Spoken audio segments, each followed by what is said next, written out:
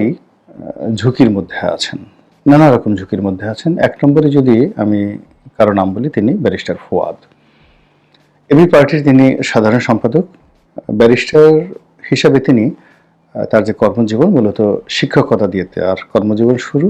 সেনাপ্রধান ওয়াকারুজ্জামানকে নিয়ে বাজে মন্তব্য করায় এবার গ্রেপ্তার হলেন ব্যারিস্টার ফুয়াদ। তো বন্ধুরা, এমন একটি নিউজ বর্তমান বাংলাদেশের সোশ্যাল মিডিয়াতে ভাইরাল হয়ে ছড়িয়ে পড়ছে। সত্যি সত্যি কি সেনাপ্রধানকে নিয়ে বাজে মন্তব্য করায় গ্রেপ্তার হয়েছেন ব্যারিস্টার ফুয়াদ? এইবার এই বিষয় নিয়ে আমরা পর্যালোচনা এবং তদন্ত করে বেশ কয়েকটি খুবই গুরুত্বপূর্ণ তথ্য এবং ভিডিও ফুটেজ পাই, যা আজকের ভিডিওতে সেগুলোই এক এক করে ধারাবাহিক তুলে ধরা হবে। যদিও আজকের ভিডিওটা কিছুটা লং হতে পারে, তবে আজকের ভিডিওতে জানতে পারবেন সেনাপ্রধান ওয়াকারুজ্জামান ও ব্যারিস্টার ফুয়াদকে নিয়ে এমন কিছু অজানা গোপন তথ্য, যা জানলে আপনিও ইতিমধ্যে অবাক হতে বাধ্য। সেই সাথে আরো জানতে পারবেন বর্তমান বাংলাদেশের রাজনীতির প্রেক্ষাপট আসলে কোন দিকে যাচ্ছে। বন্ধুরা চলুন, ভিডিওতে আজকে আর বেশি কথা বাড়াবো না, সরাসরি আজকে আমরা চলে যাব মূল ভিডিওতে। আর সেখানে আজকে আমরা দেখব সত্যি সত্যি কি সেনাপ্রধান ওয়াকারুজ্জামানকে নিয়ে বাজে মন্তব্য করায় গ্রেপ্তার হয়েছেন ব্যারিস্টার ফুয়াদ, নাকি এটা গুজব। আসসালামু আলাইকুম রাহমাতুল্লাহি ওয়া বারাকাতুহু। সম্মানিত দর্শক, এই মুহূর্তে বাংলাদেশে বেশ কয়েকজন রাজনৈতিক নেতা, তরুণ নেতা, তাদেরকে নিয়ে ভীষণ আলোচনা হচ্ছে, বিতর্ক হচ্ছে, এবং তারা সবাই ঝুঁকির মধ্যে আছেন, নানা রকম ঝুঁকির মধ্যে আছেন। এক নম্বরে যদি আমি কারো নাম বলি, তিনি ব্যারিস্টার ফুয়াদ। এবি পার্টির তিনি সাধারণ সম্পাদক। ব্যারিস্টার হিসাবে তিনি তার যে কর্মজীবন মূলত শিক্ষকতা দিয়ে তার কর্মজীবন শুরু, এবং পরবর্তীতে তিনি এই রাজনীতিতে এসেছেন। আইন অঙ্গনে তার কতটা ভূমিকা ছিল বা কর্তৃত্ব ছিল, বা আইন প্র্যাকটিসে তিনি কতটা অগ্রগামী ছিলেন, তা আমরা হয়তো অনেকেই জানি না। এমনকি তার ব্যক্তিগত যে পেশা, শিক্ষকতার পেশা, সেটা নিয়েও হয়তো অনেকে জানেন না। আমি ব্যক্তিগতভাবে যেহেতু তার সম্পর্কে জানি, এই জন্য আমি এটা জানি। যেহেতু তিনি ইংল্যান্ডে গিয়েছেন, ব্যারিস্টারি পড়েছেন, ঢাকা বিশ্ববিদ্যালয়ের আইন অঙ্গনের ছাত্র ছিলেন, আইন বিভাগের ছাত্র ছিলেন। দুটো বিষয় এখানে খুব ধরে নেওয়া হয়। এক নম্বর হলো যে তিনি ভালো ছাত্র, দুই নম্বর হলো ভালো একটা মধ্যবিত্ত বা উচ্চ মধ্যবিত্ত পরিবারের তিনি সন্তান। নসেদ পকেটের টাকা খরচ করে ইংল্যান্ড থেকে বার করে আসা তার পক্ষে সম্ভব ছিল না। তিন নম্বর হলো যে তিনি একটা নীতি নৈতিকতা মেনটেন করেন। এর কারণ হলো বড় বড় কথাবার্তা বলছেন, কিন্তু গত 7-8 মাসে সারা বাংলাদেশে যে ধরনের চাঁদাবাজির মহোৎসব হয়েছে, একেবারে বিভিন্ন দলের মাঠ পর্যায়েরও নয়, ঠিক বস্তির ছেলে রুবিনা এরকম, বা বস্তির মেয়ে রুবিনা এইরকম প্রকৃতির যারা রাজনীতির টোকাই বা রাজনীতির অপাঙ্ক্তেয়, রাজনীতির অনুল্লেখ্য ব্যক্তিত্ব, যারা কেবলমাত্র কোনো একটি রাজনৈতিক দলের নাম ব্যবহার করেন, কিন্তু সেই রাজনৈতিক দলের কোনো গুরুত্বপূর্ণ নেতার সঙ্গে তাদের সম্পর্ক নেই, এরকম লোকও চাঁদাবাজি করে শত শত কোটি টাকার মালিক হয়েছে। এবং কারণ বাজারে যারা চাঁদাবাজি করছেন, গিয়ে দেখেন যে আমি যে শব্দগুলো প্রয়োগ করলাম, আমি দুঃখিত, সাধারণত কাউকে টোকাই বলা বা পথকলি বলা, এই বিষয়গুলো আমার মুখে শোভা পায় না, বা আমি এই ধরনের কথাবার্তা সাধারণত বলি না, কিন্তু বাস্তবতা হলে বিষয়ের গুরুত্বটা বোঝানোর জন্য। তো সেই দিক থেকে জনাব ফুয়াদ তিনি ইচ্ছা করলে এই সময়টাতে বেশ কিছু দুর্নীতি করতে পারতেন, বা ভালো একটা পদ পদবিতে তিনি যেতে পারতেন। এখন মুশফিক ফজল আনসারী তিনি রাষ্ট্রদূত হয়ে গেলেন। তারপরে গোলাম মুর্তজা, আকবর, দুজন সাংবাদিক রয়েছেন, তারা সিনিয়র সচিবের পদমর্যাদায় নিয়োগ লাভ করলেন। তারপরে জনাব তাজুল অ্যাটর্নি জেনারেল পদমর্যাদায় তিনি সেই যে আইসিটি ক্রাইম ট্রাইব্যুনাল, সেখানে চিফ প্রসিকিউটর নিযুক্ত হলেন। তো সেক্ষেত্রে মিস্টার ফুয়াদ তিনি বিচারপতি হতে পারতেন, তিনি অ্যাটর্নি জেনারেল হতে পারতেন, রাষ্ট্রদূত হতে পারতেন। এর কারণ হলো, যখন এই যে আন্দোলনটা হলো, স্পষ্টত এই আন্দোলনের যারা নেতৃত্ব দিয়েছে ছাত্র, তাদের সঙ্গে এবি পার্টির মিস্টার ফুয়াদের একটা ভালো সম্পর্ক ছিল। এবং এখানে ক্ষমতার যে ক্রিম পয়েন্টগুলো যেহেতু জামাত সবচেয়ে বড় দল, এই যাদের সঙ্গে সম্পর্ক ছিল, এই কারণে জামাতের লোকজন বেশি নিয়োগ পেয়েছে। এরপর বিএনপি যেহেতু বড় দল, কিন্তু তাদের এই আন্দোলনকারীদের সঙ্গে এরকম সম্পর্ক না থাকার কারণে তারা জোর করে যেটা পেরেছে সেটা তারা দখল করে নিয়েছে। আর এবি পার্টি তারা তাদের যেহেতু একেবারে ছোট দল, ওই জন্য তাদের দক্ষ লোকজন তেমন না থাকার কারণে তাদের লোকজন সরকারের বিভিন্ন পদ পদবিতে ওইভাবে নিয়োগ লাভ করেননি। কিন্তু সেক্ষেত্রে ফুয়াদ সাহেবের তো যোগ্যতা ছিল, তিনি সেগুলো হতে পারতেন। যেহেতু তিনি হননি, ধরে নেওয়া হয় যে তিনি এটা চাননি। যদি তিনি চাইতেন সেটা তিনি পারতেন। অন্যদিকে হাসনাত এবং সার্জিস, এই দুজন আছেন। তারপরে আরও বেশ কয়েকজন মহিলা নেতৃত্ব আছেন, তরুণরা আছেন। তো এদের অবদান অনেক অনেক বেশি, অনেক অনেক বেশি। আমি সাধারণত এদের সম্পর্কে কখনো নেতিবাচক কথা বলিনি, আর বলতেও পারবো না। অনেকে তাদের সম্পর্কে বলেন যে তারা দুর্নীতি করেছে। তারা দুর্নীতি করলে অসুবিধাটা কি? বাংলাদেশে সবাই যেখানে নাক ডুবিয়ে দুর্নীতি করছে, যে সমস্ত লোকজনের সাথে আওয়ামী লীগের কোনো সম্পর্ক নেই, তারা আওয়ামী লীগের নাম ভাঙিয়ে 400 কোটি টাকার পিয়ন যদি 400 কোটি টাকার মালিক হতে পারে, তারপরে যে সমস্ত লোকের সাথে বিএনপির কোনো সংযোগ নেই, এখন আপনি গিয়ে দেখুন ঢাকা শহরে আন্ডারওয়ার্ল্ড কারা নিয়ন্ত্রণ করেন, এবং এরা সবাই তারেক রহমান সাহেবের সাথে একসময় খুব ভালো সম্পর্ক ছিল, কিন্তু বর্তমান সময়ে বিএনপির সাথে এবং তারেক রহমান সাহেবের সঙ্গে কোনো সম্পর্ক নেই। কিন্তু সন্ধ্যার পরে গিয়ে দেখেন এদের এক একটা অফিসে শত শত গাড়ি সেখানে বসে থাকে। তো এই সমস্ত লোকজন যারা এতদিন পালিয়েছিল, জেলে ছিল, দুর্নীতি করেছে, অন্যায় করেছে, এবং যাদের দুর্গন্ধে বিএনপি রীতিমতো অতিষ্ঠ, সেই লোকগুলো বিএনপিকে ভাঙিয়ে এই গত 7-8 মাসে সারা বাংলাদেশে দুর্নীতির যদি প্রলয় করতে পারে, তাহলে হাসনাত আব্দুল্লাহ, সার্জিস, তারা যদি গাড়িতে করে শোডাউন করে, রাজনীতি করে, দুর্নীতি করে, অসুবিধাটা কি? আপনি দুর্নীতি সবাইকে বন্ধ করেন, তাহলে এদেরকে দুর্নীতি তারা করবে না। তারপরে আপনি তাদের ব্যাপারে নিয়ম নেন, কিন্তু আপনি সবার জন্য দুর্নীতি উন্মুক্ত করে রেখেছেন, আর এদেরকে বলতেছেন তারা সাধু হবে। এই জিনিসগুলো হয় না। আমাদের এই যে বাঙালির যে মন মানসিকতা, এই মন মানসিকতার কারণে কিন্তু আমরা সবসময় ডুবেছি। আমরা একই লোককে চাই যে তিনি ভালো উচ্চাঙ্গ সঙ্গীত করবেন, একই সঙ্গে তিনি ভালো নাচবেন, আবার একই সঙ্গে তলোয়ার নিয়ে তিনি মারামারি করবেন, কলম নিয়ে তিনি আবার লেখালেখি করবেন, আবার মসজিদে গিয়ে তিনি ইমামতি করবেন, আবার ওয়াজের ময়দানে গিয়ে ওয়াজ করবেন। অর্থাৎ একই অঙ্গে বহুরূপ, সব্যসাচী রূপ আমরা চাচ্ছি। তো সেই দিক থেকে এই যে সার্জিস, মাহফুজ, তারপর ফুয়াদ, তারপরে হাসনাত আব্দুল্লাহ, বোঝার চেষ্টা করুন যে তাদের বয়স কত। এদের মধ্যে বোধহয় ফুয়াদের বয়সই তুলনামূলকভাবে বেশি, বাকি সবাই 30-এর নিচে তাদের বয়স। তো 30-এর নিচের বয়সে আপনি আমি কি করেছি? এই ঢাকা শহরে অনেক ধনীর দুলাল রয়েছে, এখন গিয়ে দেখবেন 27-28 বছর যাদের বয়স এখন ফিডার খাচ্ছে, সারাদিন বিড়াল করলে নিয়ে ঘুরে বেড়াচ্ছে। বিড়ালের গু পরিষ্কার করা, বিড়ালের লেজ নিয়ে খেলা করা, তারপরে শেষে সারাক্ষণ 10টা-12টা বিড়াল তারা লালন পালন করে, অনেকে কুকুর পালন করে, তারপরে শেষে অনেকে আরও কিছু সেই টিয়া পাখি, ময়না পাখি, এগুলো নিয়ে তারা সময় কাটায়। তো সেখানে গ্রাম্য নিম্ন মধ্যবিত্ত পরিবার অথবা দরিদ্র পরিবার থেকে এসে এই সকল ছেলেরা, মেয়েরা ঢাকা বিশ্ববিদ্যালয়ের মতো বিশ্ববিদ্যালয়ে পড়াশোনা করেছে, চান্স পেয়েছে, এবং ঢাকা বিশ্ববিদ্যালয়ের অন্য ছেলেরা যখন কেবল নিজেদেরকে নিয়ে ব্যস্ত, তখন তারা জাতীয় স্বার্থ এবং ছাত্রদের স্বার্থকে প্রাধান্য দিয়ে তারা কোটা বিরোধী আন্দোলন করেছে। কোটা বিরোধী আন্দোলন করতে গিয়ে তারা জুলুম অত্যাচারের শিকার হয়েছে। আপনি আমি যখন সবাই গর্তের মধ্যে, তখন তারা রক্ত দিয়েছে। আর সেই ছেলেগুলো এখন একটা সুসময় পেয়েছেন, তারা কেউ বিয়ে করছেন একটা ভালো জায়গাতে, ভালো একটা পাঞ্জাবি তারা পড়ছেন, কিংবা কেউ তাদেরকে সাহায্যের জন্য ব্যবহার করছেন। আমাদের মতো ব্যবসায়ীরা, আমাদের মতো রাজনীতিবিদরা, আপনি অবাক হয়ে যাবেন যে এই সার্জিসদের অফিসে গিয়ে বিএনপির কত বড় বড় নেতারা গিয়ে বসে থাকে। আপনি এটা কল্পনাই করতে পারবেন না। বিএনপির কত বড় বড় নেতারা একটি কাজের জন্য সার্জিস, মাহফুজদেরকে টেলিফোন করে যে অনুনয় বিনিময় করেন, ওই রেকর্ড যদি ওরা প্রকাশ করে দেয়, অনেকের লুঙ্গি থাকবে না ঠিক মতো। তো সেখানে আমরা সবাই মিলে এই ছেলে মেয়েগুলোকে যে চাপ দিচ্ছি, সেই চাপ যদি তারা সহ্য করতে না পারে, তারা ভেঙে পড়ে, তাহলে বাংলাদেশের যে ইতিহাস, নতুন একটি ইতিহাস, সেই পুরো ইতিহাসটা রিভার্স হয়ে যাবে।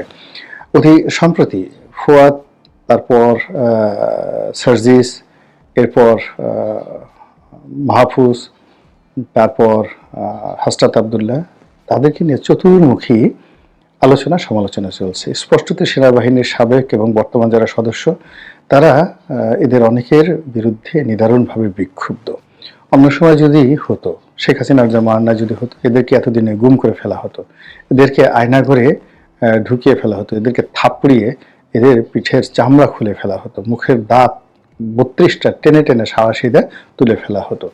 কিন্তু এই কাজটি বর্তমান সময়টিতে সম্ভব হচ্ছে না এই জন্য যারা এই কাজটি করার ক্ষমতা রাখে এটার জন্য তাদের যে কর্তৃত্ব বা কৃতিত্ব নট লাইক দ্যাট। এখনো পর্যন্ত কিন্তু মাঠ গণ অভ্যুত্থানের পক্ষে আছে। আমি মাঝে মধ্যেই যে আপনারা যারা আমার ভিডিও দেখেন আমি কমেন্টসগুলো চেক করি, তো চেক করতে গিয়ে দেখি যে না, এখানে যখন আওয়ামী লীগের পক্ষে কোনো কথা বলা হয়, শেখ হাসিনার পক্ষে কোনো কথা বলা হয়, মুহূর্তের মধ্যে মানুষ ঝাঁপিয়ে পড়ে। আওয়ামী লীগের অনেক লোক আছে তারা পজিটিভভাবে আমার আলোচনা শুনেন এবং পজিটিভ কমেন্ট করেন, তার সঙ্গে সঙ্গে নেগেটিভ কমেন্টের সংখ্যা কিন্তু এখনো পর্যন্ত অনেক অনেক বেশি। ফলে আওয়ামী লীগের যারা লোকজন মনে করছেন যে শেখ হাসিনার জনপ্রিয়তা বেড়ে গেছে, আওয়ামী লীগের জনপ্রিয়তা বেড়ে গেছে, নট লাইক দ্যাট। অন্যদিকে শেখ হাসিনার জমানাতে যে সমস্ত পুলিশ কর্মকর্তা, সেনাবাহিনীর কর্মকর্তা, র্যাব কর্মকর্তা শেখ হাসিনার দোসর হিসেবে, তারপর গত 15 বছরের যে শাসন ব্যবস্থা, বিশেষ করে 14 থেকে 24 10 বছর যেটাকে ফ্যাসিস্ট রেজিম বলা হয়, তো তাদের দোসর ছিলেন এবং এখনো পর্যন্ত আছেন। তারা এখনো মোরালি সেই শক্তিটা অর্জন করতে পারেননি। যদি সেই শক্তি তাদের থাকতো, মোরাল ক্যারেজ থাকতো, তাহলে এই হাসনাত, মাহফুজ বা এখন যে সার্জিস, তারপর ফুয়াদ, এদের একটা পশমও কিন্তু আমরা খুঁজে পেতাম না। তো এই যে ঘটনাগুলো ঘটে যাচ্ছে, এই ঘটনাগুলোর মধ্যে আমাদের অনেকেরই শিক্ষা নেওয়ার যথেষ্ট সুযোগ রয়েছে। যারা তরুণ বিপ্লবী রয়েছেন তারা ইতিমধ্যে বুঝে গেছেন যে কোনটি করলে কি ধরনের প্রতিক্রিয়া হতে পারে। এখানে আমার একটা বক্তব্য হলো, রাষ্ট্রের কতগুলো সংস্থা, বিশেষ করে বিচার বিভাগ এবং যাদের হাতে অস্ত্র রয়েছে, পুলিশ, আনসার, তারপরে সেনাবাহিনী, বিজিবি, আসলে এদের সঙ্গে ঝামেলা জড়ানো যায় না। গণ অভ্যুত্থানের ওই সময়টিতে বা বিশেষ বিশেষ মুহূর্তে হয়তো তাদেরকে জিম্মি করা যায়, যেভাবে পুলিশকে টানিয়ে রাখা হয়েছে, থানা লুট করা হয়েছে, ওটা ওই গণ অভ্যুত্থানের সময় সম্ভব, কিন্তু সাধারণ অবস্থায় পুলিশের একটি পশম স্পর্শ করা কিন্তু সম্ভব না। এটাই হলো রাষ্ট্রের প্রোটোকল। আর সেনাবাহিনীতে আরও অনেক ঊর্ধ্বে। আপনি চিন্তা করুন, এখানে ফুয়াদ বা সার্জিস এদের অবস্থার চাইতে কোটি কোটি গুণ শক্তিশালী ছিলেন জনাব, আরও বেশি, শত কোটি গুণ শক্তিশালী ন্যাশনালি অ্যান্ড ইন্টারন্যাশনালি তিনি হলেন জনাব ইমরান খান, যিনি পাকিস্তানের প্রধানমন্ত্রী এবং সারা দুনিয়াতে ক্রিকেটার হিসেবে, প্রধানমন্ত্রী হিসেবে, ভালো মানুষ হিসেবে, সফল নেতা হিসেবে তার অনেক সুখ্যাতি রয়েছে, কিন্তু সেই মানুষটি কিন্তু সেনাবাহিনীর সঙ্গে পারেননি। এখন তার নিজের জীবন শেষ, তার স্ত্রীর জীবন শেষ, তার রাজনৈতিক দলের অস্তিত্ব শেষ পাকিস্তানে। এইভাবে আপনি যদি থাকসিন সিনাওয়াত্রার কথা চিন্তা করেন, খুবই জনপ্রিয় একজন থাইল্যান্ডের প্রধানমন্ত্রী ছিলেন এবং তিনি এতটা জনপ্রিয় যে দেশ থেকে তিনি এক্সাইলে চলে গেছেন। তার বোন কেবলমাত্র তার নাম ব্যবহার করে তিনিও প্রধানমন্ত্রী হয়েছেন, কিন্তু তারা কেউ টিকতে পারেনি। এর কারণ হলো সেনাবাহিনীর সাথে তাদের সম্পর্ক ভালো ছিল না। এরপরে পার্শ্ববর্তী রাষ্ট্র মায়ানমারের কথা চিন্তা করেন, এমনকি ভারত, আমরা ভারতীয় গণতান্ত্রিক দেশ বলি, কিন্তু ভারতের মিলিটারির কিছু কিছু বিষয় রয়েছে, কিছু কিছু স্টেট রয়েছে, সেখানে স্বয়ং নরেন্দ্র মোদীর কথাও বা রাজনাথ সিংয়ের কথাও একজন মেজর শুনেন না। জেনারেল তো দূরের কথা, একজন মেজরও শুনেন না। তো সেনাবাহিনীর কতগুলো আর্ট রয়েছে, কতগুলো কালচার রয়েছে, এখানে আসলে সংঘাতে যাওয়াটা কোনো অবস্থাতেই বুদ্ধিমানের কাজ নয়। এমনকি আমেরিকাতেও কিন্তু কোনো প্রেসিডেন্ট যায় না, মিলিটারির সাথে সংঘাতে যায় না। সেখানে এমন একটা সিস্টেম করে রেখেছে, তারা মিলিটারিকে ব্যবহার করে না, পুলিশকে ব্যবহার করে না, কিন্তু পুলিশ এবং মিলিটারির সঙ্গে রাষ্ট্রের কোনো অর্গান কখনোই কনফ্লিক্ট অফ ইন্টারেস্টে তারা যায় না। তো সেক্ষেত্রে তরুণ বন্ধুরা যারা আছেন তারা যদি কথা, কাজ, কর্মে আরেকটু ধৈর্যশীল হন, আরেকটু সহনশীল হন এবং আচরণে আরও সংযত হন, তাদের জন্য আরও অনেক সুন্দর ভবিষ্যৎ অপেক্ষা করছে। অন্যথায় তারা যে পরিণতির মধ্যে পড়ে গেছেন ইতিমধ্যে, সেই পরিণতি থেকে বের হওয়াটা সত্যিকার অর্থে খুব কঠিন একটা বিষয়। আর যদি তারা এই সময়টাতে কৌশলী হন আর কৌশলী হয়ে এই যে বর্তমান যে পরিবেশ পরিস্থিতি, এখান থেকে বের হয়ে আসতে পারেন, হয়তো রাজনীতিতে তাদের জন্য অনেক ভালো কিছু অপেক্ষা করছে। আমাদের প্রধান উপদেষ্টা ডক্টর মোহাম্মদ ইউনূস জাতির উদ্দেশ্যে ভাষণ দিয়েছেন গতকাল সন্ধ্যায়। অ্যাপারেন্টলি ভাষণটা হচ্ছে আমাদের স্বাধীনতা দিবস এবং ঈদ উল ফিতরকে সামনে রেখে তিনি শুভেচ্ছা জানিয়েছেন, আমাদের স্বাধীনতার জন্য জনগণের আত্মত্যাগকে স্মরণ করেছেন। এর বাইরে খুব সিগনিফিক্যান্ট কিছু কি তিনি বলেছেন, এবং সেই কারণেই মনে হতে পারে এই ভাষণটা কেন দিলেন তিনি। এই প্রশ্নটা আমার মনে, মানে পুরো ভাষণটা শোনার পর প্রথম যে প্রশ্নটা জেগেছে সেটা হচ্ছে এটা, কি বলেছেন তিনি সিগনিফিক্যান্ট? নাকি আমরা পাল্টা এভাবে প্রশ্ন করব, সিগনিফিক্যান্ট কিছু না বলে রাদার তিনি খুব সিগনিফিক্যান্ট একটা বার্তা দিয়েছেন, বা আমরা বার্তাটা পেয়েছি এভাবে বলবো। তিনি দিতে চেয়েছেন তা বলছি না, কিন্তু পেয়েছি। আমরা স্পেকুলেট করতেই পারি, ভুলও হতে পারি, কিন্তু আমার মনে হয় যা ভাবছি, যা বুঝতে পারছি তা বলে ফেলা ভালো। ইটস মাই টেক, ভুল হতেও পারে। প্রধান উপদেষ্টার ভাষণটা যারা শুনবেন, 35 মিনিটের একটা দীর্ঘ ভাষণ। এই ভাষণটাকে আমি যদি এক বাক্যে বলি, একটু অফেন্সিভ লাগলেও আমি কথাটা বলতেই চাই। আমরা যদি একটা সমীকরণের মতো করি, প্রধান উপদেষ্টার ভাষণ ইজ ইকুয়াল টু শেখ হাসিনার ভাষণ মাইনাস স্বজন হারানোর বেদনা।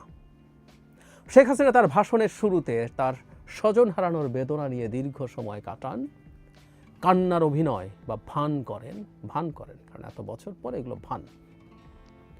এর বাইরে প্রধান উপদেষ্টার ভাষণে শেখ হাসিনা তার ভাষণে যা যা করেন ঠিক সেটা করেছেন, কিন্তু দুজন যেহেতু ভিন্ন ব্যক্তি এবং আপাদমস্তকভাবে আলাদা মানুষ, শেখ হাসিনার মতো বিভৎস স্বৈরাচার তিনি তো ননই।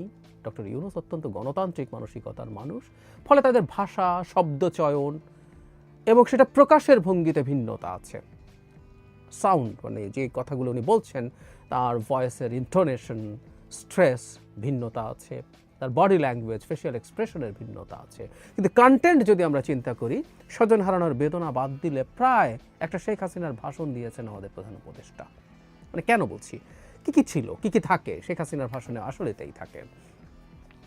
প্রচুর সাফল্যের ন্যারেটিভ, প্রচুর গল্প। শেখ হাসিনা উন্নয়নের গল্প করতেন, এই উন্নয়ন শব্দটা ছিল না, কিন্তু বিভিন্ন ক্ষেত্রে সরকার কি কি করেছে সেই তালিকা দেওয়ার চেষ্টা। এবং আমার কাছে মনে হয়েছে যে তালিকাটা লম্বা করার জন্য এমন বিষয় ওখানে দেওয়া হয়েছে যেটা প্রধান উপদেষ্টার মুখে বলার কোনো কারণ ছিল না। আমি আসবো সেই জায়গায়। আর কি থাকে, সমালোচনা। শেখ হাসিনা সরকারের সমালোচনা হয়েছে, শেখ হাসিনা এর আগে বিএনপি সরকার কি করেছে সেই সমালোচনা করতে। আর কি আছে, আর হচ্ছে থ্রেটস কি কি আছে সরকারের সামনে, সেগুলো শেখ হাসিনা বলতেন তার সরকারকে কিভাবে ষড়যন্ত্র হচ্ছে। আমাদের প্রধান উপদেষ্টাও সেরকম ষড়যন্ত্রের কথা বলছেন। মোটা দাগে এই কম্পোনেন্টগুলো দিয়েই আসলে এই স্পিচটা। সরকার অর্থনীতির ক্ষেত্রে কী কী সাফল্য আছে, বিরাট তালিকা, মূল্যস্ফীতির কী অবস্থা, ব্যাংকিং সেক্টরে কী করা গেছে, এই রমজানে কী পরিস্থিতি হয়েছে, কতটা কমফোর্টেবল মানুষ ছিল, এক্সপোর্ট কতটা বেড়েছে, রেমিটেন্স কীভাবে বেড়েছে, এবং খুবই আন্তরিকভাবে তিনি এই সব কিছুর জন্য জনগণকেও ধন্যবাদ দিয়েছেন। এটা বুঝতে হবে, এটা ডক্টর ইউনূস উনি ওন করেন, এটা বাস্তবেই ফিল করেন। প্রচুর প্রচুর সরকারের সাফল্যের তালিকা এর মধ্যে এসে হাজির হয়েছে। নারীদের জন্য কি করা হচ্ছে, বিনিয়োগকারীদের জন্য কি করা হচ্ছে, কি ইনভেস্টমেন্ট সামিট হতে যাচ্ছে, সেখানে কারা কারা আসতে পারেন, কত বিনিয়োগ পাওয়া যেতে পারে। এবং শেখ হাসিনা যেটা করেন সামওয়াট আমার কাছে মনে হয়েছে, আমি ভুল হলে আমি দুঃখিত, সেটা হলো শেখ হাসিনা নিজকে এক ধরনের কাল্ট ফিগার হিসাবে প্রকাশ করার চেষ্টা করেন সব সময়। এই ভাষণে প্রধান উপদেষ্টার মধ্যে একই ধরনের চেষ্টা, যদিও তিনি আমি বলেননি, আমাদের প্রতি, মানে তিনি কোথাও গেছেন সেখানে কী ধরনের আগ্রহ বিদেশিরা তার প্রতি দেখিয়েছে সেটাকে আমি বেশ গর্ব নিয়ে বলছেন। এটা আসলে সত্যি কথা যদি বলে, এটা বাংলাদেশের প্রতি সম্মান নয়, এটা আমরা জানি। এটা আসলে ফ্র্যাঙ্কলি এটা আমাদের প্রধান উপদেষ্টার প্রতি রেসপেক্ট, এবং এটা আমাদের সৌভাগ্য যে তার মতো মানুষ আমাদের এই সময় দায়িত্বে এসছেন। কিন্তু তার মুখে এই কথাগুলো বারবার শোনা, উনি বেশ কয়েকবার বলেছেন, উনি দাভোসে গিয়ে কথাগুলো সেশনে তাকে যেতে হয়েছে, এগুলোর মাধ্যমে তিনি ইন্টারন্যাশনালি কতটা গুরুত্ব পান, তিনি কতটা গুরুত্বপূর্ণ মানুষ, সেটা তার মুখ দিয়ে এসছে। এই কথাগুলো তার মুখ দিয়ে না আসলেই ভালো হতো, কিন্তু এসছে। এভাবে নানান কিছু আমাদের দুর্নীতি নিয়ে আলাপ করেছেন, সেই দুর্নীতি সমাধানে কী কী করছেন, কীভাবে ডিজিটালাইজ করা হচ্ছে সব কিছু, কীভাবে সব কিছু অনলাইন করা হচ্ছে, এই আলাপগুলো করেছেন, এগুলো চলেছে। এবং ওই যে যেটা বললাম, তালিকা লম্বা করার অদ্ভুত চেষ্টা ছিল। যেমন একটা উদাহরণ দেই, হাজিদের জন্য একটা অ্যাপ করা হচ্ছে। আমি কাজটাকে খুব তুচ্ছ কাজ সেটা বলছি না, কিন্তু প্রধান উপদেষ্টা যখন ভাষণ দিবেন, তিনি যখন পিক করবেন কোন কোন কাজগুলো তারা করেছেন, তার মধ্যে কি এটা আসতে পারে যে অ্যাপটা রিয়েল টাইম, ওটা বাংলায় হতে পারে, ওটা নানান ইনস্ট্রাকশন দেবে, কোন জায়গায় কি করতে হবে না হবে বলবে, দোয়া পাওয়া যাবে সেখানে, হেলথের কোনো সমস্যা হলে পরামর্শ পাওয়া যাবে, আরও কোনো সমস্যা হলে কল সেন্টারে ফোন করা যাবে, এসব এগুলো কি প্রধান উপদেষ্টার স্পিচে থাকার মতো বিষয়? একেবারেই মনে করি না। তার মানে এটা ঢোকানো হয়েছে তালিকাকে লম্বা করার। প্রধান উপদেষ্টা এটাকে নিয়ে বেশ খানিকটা সময় কথা বলছেন, অত্যন্ত অগুরুত্বপূর্ণ তার স্ট্যান্ডার্ডে, আবারও বলছি। তার মানে সাফল্যের একটা বড় তালিকা তৈরির চেষ্টা ছিল, ব্যর্থতার জন্য কী কী ষড়যন্ত্র আছে সমস্যার জন্য সেটা ছিল, কিন্তু অনিবার্য যে সংকটগুলো নিয়ে, ব্যর্থতাগুলো নিয়ে জনমনে প্রশ্ন আছে, সেগুলো নিয়ে কিন্তু তিনি কথা বলেননি। ওগুলো নিয়ে কিছুটা ব্যর্থতা স্বীকার করলেই বরং ভালো ছিল। বিশেষ করে জননিরাপত্তা।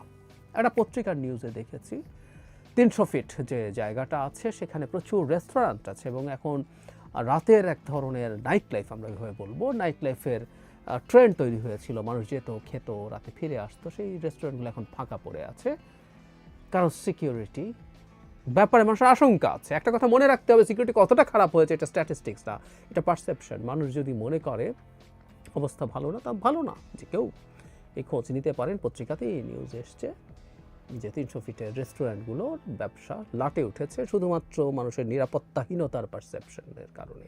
তো সেই জায়গাগুলোতে মানুষকে আশ্বস্ত করার আগে নিজেদের কোথায় কোথায় ব্যর্থতা আছে, কিছু ব্যর্থতা অন্তত স্বীকার করা। আমি ব্যর্থতার স্বীকারোক্তি দেখলাম না, সত্যিই দেখলাম না। এবং বহু ক্ষেত্রে অপরাধ হয়ে যাওয়ার পরও যে সরকার ব্যবস্থা নিতে ব্যর্থ হয়েছে সেগুলোর স্বীকৃতি, এটা তাকে শেখ হাসিনার কাছ থেকে আলাদা করতে পারত, কিন্তু দেখলাম সেটা তিনি করলেন না। একসময় উনি করতেন, ইদানিং করছেন না। বিবিসি বাংলার সাথে ইন্টারভিউটার থেকে আমি এই ট্রেন্ডটা খেয়াল করছি। শতভাগ সফল একটা সরকার অ্যাপারেন্টলি মনে হবে তার স্পিচ, এই স্পিচটা দেখলে। তাহলে প্রশ্ন হচ্ছে, তিনি শেখ হাসিনার মতো একটা ভাষণ কেন দিলেন? আমি আবারও ক্লিয়ার করি, এটা বারবার বলছি, আমাকে কেউ ভুল বুঝতে পারেন। শেখ হাসিনার মতো কন্টেন্টের কারণে বলছে শেখ হাসিনার মতো ভাষণ, তার মতো ভাষা, শব্দচয়ন, এটা অসম্ভব ডক্টর ইউনূসকে দিয়ে। এত বাজে নোংরা কথা বলা, এটা আমরা জানি, কিন্তু কন্টেন্ট ওয়াইজের কথা বলছি। তাহলে কেন এই ধরনের একটা ভাষণ দিতে গেলেন প্রধান উপদেষ্টা? যখন উনি ভাষণ দিবেন বলে সিদ্ধান্ত জানিয়েছিলেন, নিউজটা আমরা দেখলাম, আমি হঠাৎ করে ভাবলাম কি কোনো বিশেষ দিন? সাধারণত এই ধরনের সরকার তাদের 6 মাস পূর্তি, 1 বছর পূর্তি এই ধরনের, বা কখনো খুব গুরুত্বপূর্ণ কোনো মেসেজ দিতে যাবেন সেই কারণে আসছেন, কোনো অস্থিরতা হচ্ছে বা সরকার কোনো একটা খুবই ডিসাইসিভ, খুবই সিগনিফিক্যান্ট ডিসিশন নিয়েছেন, এমন কিছু জানাতে চান যেটা খুবই গুরুত্বপূর্ণ। সো আমরা অনেকে আগ্রহ করে বসেছিলাম। একটা কোনো রকম কোনো গুরুত্বপূর্ণ সিদ্ধান্ত, নতুন কোনো কথা, সংস্কার, ঐক্যমত্য কমিশন, তারা একসাথে হচ্ছে, তারা এখন বসে ঠিক করে একটা চার্টার হবে, নির্বাচন হবে, এবং নির্বাচনের ক্ষেত্রে তিনি নিজেই বলেছেন, আমি আগেও অনেকবার বলেছি, তো উনি বলেছেন এই বছরের ডিসেম্বর থেকে আগামী জুনের মধ্যে, মানে ডিসেম্বরেও হতে পারে, আগামী জুনের আগ পর্যন্ত যে কোনো সময় নির্বাচন হবে। সেই পুরনো কথা, সেই সব পুরনো কথাই আবার নতুন করে সামনে আসলো। একটা কোনো নতুন কথা নেই, জাস্ট সরকার কি কি ক্ষেত্রে কত ভালো করছে, প্রধান উপদেষ্টা কতটা গুরুত্বপূর্ণ, কোথায় কোথায় থ্রেট আছে, গুজবের কথা এনেছেন, আমাদেরকে সতর্ক থাকতে বলেছেন। সাম্প্রতিক সময়ে গুজব একটা বড় প্রবলেম তৈরি করেছে, উইচ ইজ রাইট, সেগুলো তিনি বলার চেষ্টা করেছেন। সো নাথিং নিউ ওয়াজ দেয়ার। তাহলে কেন তিনি ভাষণ দিতে আসলেন? 26শে মার্চকে মাথায় রেখে বা ঈদকে মাথায় রেখে শুভেচ্ছা জানাতে চান না? 35 মিনিট এগুলো নিয়ে এত কাজের ফিরিস্তি দেওয়ার কোনো কারণ নেই। আমরা জানি যে আমরা সরকারকে সমালোচনা করছি অনেকেই, যে সরকার ঠিকমতো কাজ করতে পারছে না, সরকার যতটা এফেক্টিভ হওয়ার কথা, এফিশিয়েন্ট হওয়ার কথা, সেগুলো করছে না। যে গ্রাউন্ডগুলোতে বলছে সেই গ্রাউন্ডগুলো আসলে এখনও একই রয়ে গেল। সরকারের একদম কোনো সাফল্য নেই, কেউ বলছে না। সাফল্য আছে, নিশ্চিতভাবেই আছে। আরও কী কী করা যেতে পারত, কতটুকু হতে পারত, কতটুকু হওয়া উচিত ছিল নিজের পক্ষে, সেই আলাপগুলো আমরা করি। তো সরকার সাফল্য দেখাতে যাচ্ছে। এখন প্রশ্ন হচ্ছে, সরকার কেন সাফল্য দেখাতে চাইবে? কি প্রয়োজন? কেন তাকে এতটা মরিয়া হয়ে উঠতে হবে? দু কারণে মানুষ সাফল্য দেখানোর চেষ্টা করে। প্রচুর ন্যারেটিভ, উন্নয়নের, নানান ভালো কাজের ন্যারেটিভ তৈরি করতে চায়। একটা হলো যে সরকারটা ইনফ্যাক্ট একটা কারণেই চায়, ক্ষমতাকে এক্সটেন্ড করতে চায়। এখন যে সরকারটা নির্বাচনের মাধ্যমে ক্ষমতাকে এক্সটেন্ড করতে চায়, ফেয়ার অ্যাকসেপ্টেবল ইলেকশনের মাধ্যমে, সে যেটা করে সেটা জানিয়ে নির্বাচনের জন্য মানুষকে মোটিভেট করার চেষ্টা করে যে আমাকে ভোট দাও, আমি তোমার জন্য এটা করেছি। আর আরেক টাইপের সরকার, শেখ হাসিনার মতো মানুষ, প্রচুর উন্নয়নের বয়ান মুহূর্তে মুহূর্তে আমাদের সামনে আনতেন তিনি, তার হয়ে অন্য লোকজন, সেটাও একই কারণে, যে এখন এবার উল্টো কারণ, সেটা হচ্ছে আমাকে থাকতে দাও, ভোট টোটের দরকার নেই, কারণ আমি তোমাকে উন্নয়ন দিচ্ছি, দেশটাকে আমি স্বর্গ বানিয়ে ফেলছি, সিঙ্গাপুর বানিয়ে ফেলছি, প্যারিস সুইজারল্যান্ড বানিয়ে ফেলছি, সব ভোট টোটের দরকার নেই, ভোট ছাড়াই আমি আছি, আমি থাকলে এটা করছি, এবং আমি যদি না থাকি অন্য কেউ এসে এটা করবে না। এত বেশি উন্নয়ন, এত বেশি কাজের ফিরিস্তি দেওয়ার প্রধান কারণ এই দুটো। এই সরকার তো নির্বাচন করছে না, ফর শিওর। তাহলে আরেকটা প্রশ্ন যেটা আসে, এই সরকার কি তার ক্ষমতা আরো দীর্ঘায়িত করতে চাইছে নির্বাচন না দিয়ে? এই প্রশ্নটা আমি করলাম, খুব সফটলি করে রাখলাম, কারণ মনের মধ্যে প্রশ্নটা এসছে, প্রশ্নটা তুলে রাখা দরকার আছে। না হলে কেন একটা সরকার অনেক ভালো কিছু করছে এই ন্যারেটিভ মানুষের সামনে আনতে হবে? এই বছরের মধ্যে খুব ভালোভাবে নির্বাচন হয়ে যাওয়া সম্ভব, এবং সকল্ড বড় প্যাকেজের সংস্কার হলেও এই বছরের মধ্যে নির্বাচন হওয়া সম্ভব, খুব ভালোভাবে সম্ভব। এটা নিয়ে তো খুব স্পষ্ট রোড ম্যাপ চলে আসতে পারতো, আসেনি তো। আর বড় প্যাকেজ বাদ দেই, বিএনপি খুব ক্লিয়ারলি বহুদিন থেকে, প্রথম দিন থেকে বলছে, আজও বলছে, যে তারা বড় প্যাকেজের সংস্কার চায় না, তারা সংক্ষিপ্ত সংস্কার চায়, শুধুমাত্র নির্বাচনের সাথে রিলেটেড সংস্কারগুলো চায়, তারপর নির্বাচন চায়। এতে বিএনপির সমালোচনা অনেকে করছেন। এনসিপি বিএনপির সংস্কার প্রস্তাবনা নিয়ে তার অবস্থানকে ক্রিটিসাইজ করছে, ফাইন, রাজনীতিতে এগুলো হবে, এগুলো হওয়াই উচিত। কিন্তু তো বলেছে, সো যদি ন্যূনতম সংস্কার চায় তাহলে ডিসেম্বরে নির্বাচন না, কেন? তার রোড ম্যাপ কেন না? এ সরকারের কাজ হচ্ছে এখন নির্বাচনের দিকে দেশকে নিয়ে যাওয়া। সে কত উন্নতি করছে সেটা রীতিমতো প্রধান উপদেষ্টার মুখ দিয়ে বলানোর তো কোনো প্রয়োজন আমি দেখি না, একেবারেই দেখি না। কেন তাহলে এটা? দেশের নির্বাচন কবে হবে, কি হবে, নানান গুজব চারদিকে ছড়িয়ে। এই যে গুজবের কথা প্রধান উপদেষ্টা বললেন, উনি ওনার মুখে এই স্পিচেই বলেছেন ডিসেম্বর থেকে জুনের নির্বাচনের কথা, কিন্তু পরিস্থিতি যদি এমন ঘোলাটে করে ফেলা হয়, ফলে চেষ্টা তো হচ্ছেই, দেখছি আমরা, যে সে নির্বাচনের দিকে যাওয়ার চাইতে তখন আবার নতুন বয়ান তৈরির সুযোগ হয় যে নির্বাচন তো হওয়ার কথাই ছিল, কিন্তু এই পরিস্থিতিতে এই প্রেক্ষাপটে কি সম্ভব? যোগ করবো জনাব নাহিদ ইসলামের একটা কথা, আপনাদের অনেকে নিশ্চয়ই মনে আছে, এনসিপির আহ্বায়ক, দেশের আইনশৃঙ্খলার অবস্থা এবং আইনশৃঙ্খলা রক্ষাকারী বাহিনীর অবস্থা নির্বাচন 1 বছরের মধ্যে করতে পারবে সেই অবস্থা নেই বলে অলরেডি আওয়াজ আছে। সো আইনশৃঙ্খলা যদি এমন জায়গায় চলে যায়, দেখানো যায় অ্যাটলিস্ট, নির্বাচন হবে? এই প্রশ্নগুলো নানানভাবে আসছে, এবং আমরা একটা ডেলিবারেট চেষ্টা দেখছি দেশে একটা অ্যানার্কি তৈরি করার, দেশকে ডিস্টেবিলাইজ করার চেষ্টা করার, এবং অনেক ক্ষেত্রেই এমন সব জায়গায় এমন সব ঘটনা ঘটছে যেগুলোতে খুব স্পষ্টভাবে মনে হয় সরকারের একটা অংশ এই চেষ্টার সাথে, এই ডেলিভারেট প্ল্যানিংয়ের সাথে এবং এক্সিকিউশনের সাথে জড়িত। হ্যাঁ, আমি স্পষ্টভাবে বলেছি কোন কোন জায়গাগুলোতে হয়। আমি নিশ্চিত যে ভবিষ্যতে একই ধরনের আরও ঘটনা ঘটবে। সো ওই ধরনের পরিস্থিতির সাথে সরকার ভীষণ সফল, এই আলাপ সামনে আনা, সফল সরকারের কি অনেক দিন ক্ষমতায় থাকতে হবে, বা কেউ কোনো জায়গাতে আওয়াজ উঠুক, কারণ এই আওয়াজও ওঠা শুরু করছে, ডক্টর ইউনূসের সরকার 4-5 বছর থাকতে হবে, ইভেন্ট খোলা হচ্ছে, এগুলোকে উস্কে দেওয়ার জন্য। আমি আমার চিন্তাটা জানিয়ে রাখলাম, এই প্রশ্নগুলোর জবাব আমরা ধীরে ধীরে পেতে শুরু করব। আমি যদি ভুল প্রমাণিত হই, যে প্রশ্নগুলো করেছি এগুলোর উত্তর যদি না হয়, উইল বি ফাইন, কিন্তু উত্তর যদি হ্যাঁ হয়, আমাদের কপালে খারাপই আছে। ধন্যবাদ প্রিয় দর্শকবৃন্দ, আমাদের ফুল ভিডিওটি দেখার জন্য আপনাকে জানাই অসংখ্য ধন্যবাদ। তো বন্ধুরা, ইতিমধ্যে সোশ্যাল মিডিয়া থেকে শুরু করে আজকের ভিডিওটি দেখে আপনারা ক্লিয়ার হয়ে বুঝতে পারছেন আসলে ব্যারিস্টার ফুয়াদ গ্রেপ্তার হয়েছে কি না। আসলে কি ব্যারিস্টার সুমন মানে ফুয়াদ, যিনি একটা ব্যারিস্টার, তাকে নিয়ে যে সমালোচনা হচ্ছে যে সেনাবাহিনীকে নিয়ে বা কথা বলে তিনি নাকি গ্রেপ্তার। তো বন্ধুরা, ইতিমধ্যে আমাদের ভিডিও ফুটেজ দেখে কিন্তু বুঝতে পারছেন আজকের ভিডিওটা কতটা গুরুত্বপূর্ণ ছিল, এবং আজকের এই ভিডিওটা দেখে আপনাদের কী মন্তব্য অবশ্যই কমেন্ট বক্সে কমেন্ট করতে ভুলবেন না। আর হ্যাঁ, এমন নিত্য নতুন আপডেট খবর সবার আগে পেতে চাইলে এখনই আমাদের এই পিচ্চি সাকিব ইউটিউব চ্যানেলটি সাবস্ক্রাইব করুন। ধন্যবাদ।